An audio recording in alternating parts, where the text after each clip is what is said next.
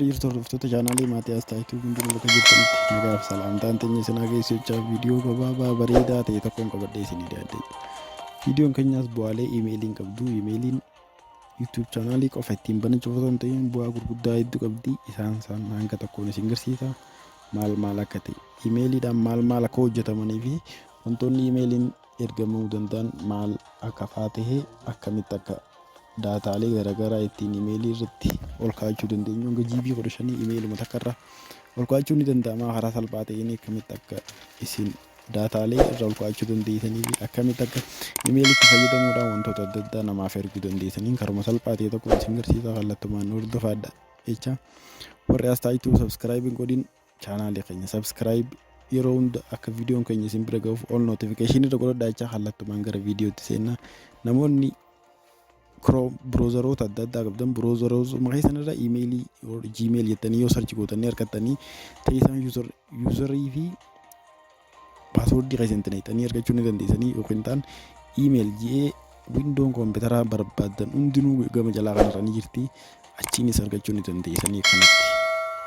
Kanaafuu karuma salphaa ta'een amma Google Chrome irra ni qaba. Chrome baneetuma karuma salphaa ta'een Gmail jedhee yoon search godhe iimeeliin kiyya kanin ammaan dura as keessatti godhadhee jiru naaf banama ta'a. Userii fi iimeelii kiyya kaniin create godhee fi password itti naqeetuma kallattumaan seenee daataa kiyya hanga GB 15tti achirra ol kaa'achuu ni danda'a.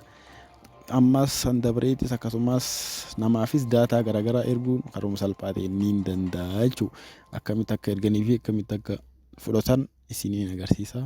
Eessa keessa wantoonni garaagaraa yeroo si ergaman eessa keessa faaqa seenee taa'u isiniin agarsiisa karuma salphaa ta'een. Sanumarra dhaabbachuudhaan amma fakkeenyaaf akkana jira Gmailiin daataalee yerootti nu ergame eessa keessa seenaa inboxii keessa si seena. Karuma salphaa ta'een inboxii keessa argatta. Kanneen immoo fi namaa ergitee seenteetee nama ergiteef san kallattumaan daataan ati ergite hangam takka akka ta'ee fi isa ga'uu fi isa ga'uu dhabasaa asumaan arguu ni dandeessa jechuudha. Amma fakkeenyaaf akkasumattis dabalataan gama jalaa kanarra yoo dhufte hanga daataa asirra kaa'achuu dandeessu asumarra si agarsiisa. Gama jalaa kanarratti GB 15 Gmailuma kanarra GB 15 ol kaa'achuu ni dandeessa jechuudha. Daataa kee baay'inni hanga GB 15 storage freely online maan ol bakka feete dhayitee access kan godhuu dandeessu asumarra kaa'achuu ni dandeessa jechuudha karuma salphaa ta'een. Saniifuu amma fakkeenyaaf nama tokkoofiin ergisi agarsiisa karuma salphaa ta'een hordofaa isin jira. Amma fakkeenyaaf daataa barbaadu nama erguuf deemte yoo ta'e mallattoo qalamaa kana asirra jirtu kanarratti buuta maal goota achiin booda tuu jechuun nama ati iimeelii irra ergituuf sana jechuudha. Daataa namni ergituuf sana amma fakkeenyaaf matuma kiyya irratti ergee isin agarsiisa. Yoo ammaan dura ergitanii fi jiraattan namni sana akkanatti jira quumarra si baasa. Yoo ergitanii fi hin jiraanne immoo maqaa isaa guutuu username fi password itti barreessisa. Achiin booda subject gama jalaarra daataa erguu fi barbaaddu yoo image ta'e image jira. Daataa foldera yoo ta'e foldera akkasumas dokumantiilee garaagaraa yoo ta'e dokumantii asuma gama jalaa kanarra ergatta. Attach iddoo kanarratti bu'uudhaan image moodiitiin ergee isin agarsiisaa jechuudha. Karuma salphaa ta'een akka nagata argafatta. Image kee bakka barbaadde bakka haatti irraa fuutee ni ergitaaf jechuudha. Fakkeenyaaf thumbnailii YouTube kaniin hojjedha kanaan erga. Achiin booda maaliin godhaa daataa kana ol ba'uusaa upload ta'uusaa bakkuma tanatti isin agarsiisa gama jalaa kanarratti hundumaa achiin booda seendumeettaan karuma salphaa ta'een.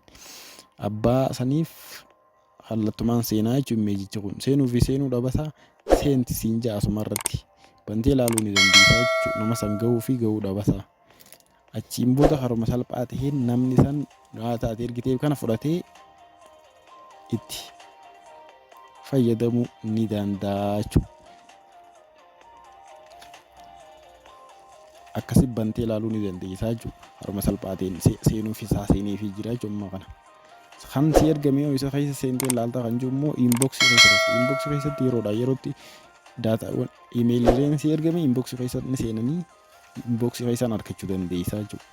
Akkasumas iimeeliin tokko hanga GB 15 daataa irra ol kaa'achuu ni danda'ama. Upload gootee daataa eessaan bilbila faarra karaa baay'een jira. Simply karuma salphaa ta'een daataa hanga GB 15tti iimeelii irra kaa'achuun ni danda'ama.